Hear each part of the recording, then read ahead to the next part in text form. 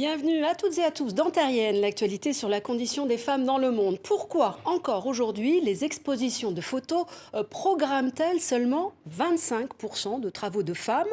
Pourquoi les grandes agences de photos mondiales emploient-elles moins d'un quart de femmes ? Et pourquoi sont-elles toujours moins payées que leurs confrères masculins ?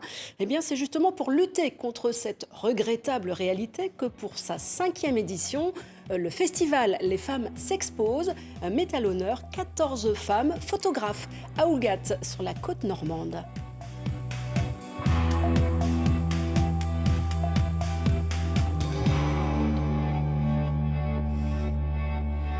Et tout de suite, focus sur la jeune photographe belge Youkin Lefebvre, d'origine chinoise. Elle nous invite en terre promise, une série intimement liée à son histoire, comme elle nous l'a confié.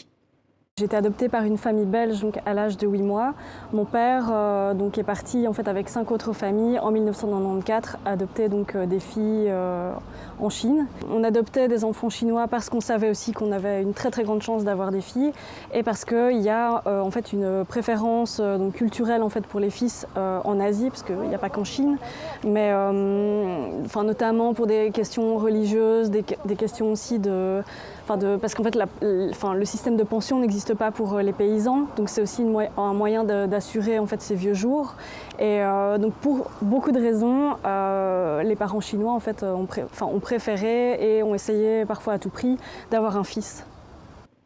Anaïs Boudot, elle, travaille sur les processus d'apparition de l'image et les techniques photographiques. L'occasion pour elle de remettre en lumière ces femmes oubliées, immortalisées par le peintre Picasso, ces silhouettes féminines gravées sur des plaques de verre, visibles comme muses, modèles et compagnes, mais mises à l'écart en tant que peintre, photographe, danseuse ou dessinatrice.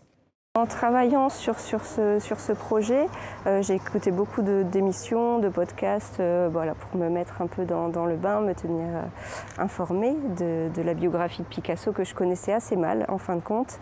Et plus je travaillais, plus c'est devenu difficile de cohabiter en quelque sorte avec cet artiste. Pour la violence de ses rapports avec son entourage et en particulier ses compagnes, ses femmes, mais aussi ses amis, enfin un personnage très dominateur et manipulateur. Sans doute tout un contexte patriarcal très complexe qui valide des comportements tels que ceux de Picasso et qui font oublier la présence, en tout cas, ou le talent de ces femmes. Voilà, les femmes s'exposent à Ougat, une exposition qui se poursuit durant tout l'été, tout comme le site de Terrienne qui continue bien sûr de vous informer pendant les vacances. Et sinon, rendez-vous ici même à la rentrée.